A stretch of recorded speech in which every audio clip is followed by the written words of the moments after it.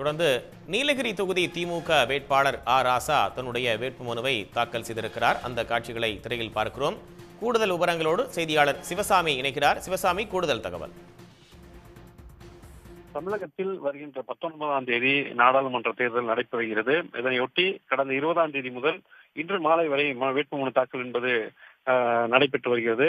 இந்த நிலையில்தான் மலை பிரதேசம் மற்றும் சமவெளி பிரதேசங்களை கொண்ட தனித்துவம் வாய்ந்த நீலகிரி தொகுதியில் இந்திய கூட்டணி கட்சிகள் சார்பாக திமுகவை சார்ந்த ராசா இன்று வேட்பாளராக அறிவிக்கப்பட்டு இன்று அவர் தனது வேட்புமனுவை தாக்கல் செய்திருக்கிறார்.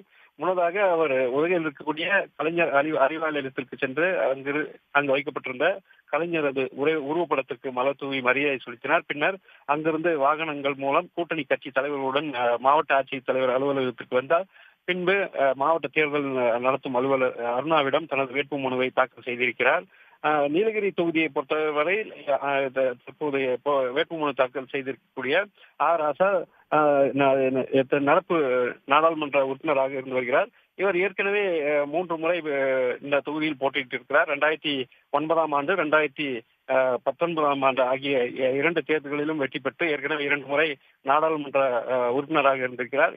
அதனைத் தொடர்ந்து தான் இந்த முறையும் தற்போது போட்டிக்கு தனது வேட்புமனுவை தாக்கல் செய்திருக்கிறார். இந்த நீலகிரி பொறுத்தவரையில் ராசா இந்த நீலகிரி மாவட்டத்தில் இருக்கக்கூடிய உதகை, குன்னூர், கூடலூர் ஆகிய தொகுதிகளிலும் அவினாசி, பவானிசாகர், மேட்டுப்பாளையம் ஆகிய தொகுதிகளிலும் அதிக செல்வாக்கு மிக்கவராகவே கருதப்படுகிறது.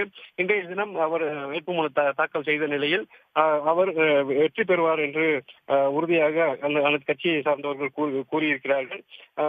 ராசாவை பொறுத்தவரையில் இந்த நீலகிரி தொகுதியில் ஏற்கனவே பாஜக சார்பில் எல்முருகனும் வேட்புமனுவை தாக்கல் செய்திருக்கிறார். அதே போல அதிமுக சார்பாக முன்னாள் சபாநாயகர் தனபாலின் மகன் லோகேஷ் தமிழ்ச்செல்வன் அவரும் வேட்புமனுவை தாக்கல் செய்திருக்கிறார்.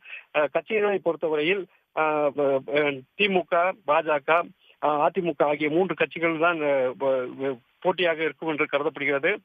ஏற்கனவே 20 பேர் வேட்புமனு தாக்கல் செய்திருந்த நிலையில் இன்றைய தினம் இந்திய கூட்டணி கட்சிகள் சார்பாக ராசா தனது வேட்புமனுவை தாக்கல் செய்து தற்போது சென்றிருக்கிறார். அவர்களுக்கு இங்கு திரண்டிருந்த ஏராளமான தொண்டர்கள் உற்சாக வரவேற்பு அளித்திருக்கிறார்கள். உடனுக்குடன் செய்திகளை தெரிந்து கொள்ள சன் நியூஸ் பெல் ஐகானை கிளிக் பண்ணுங்க.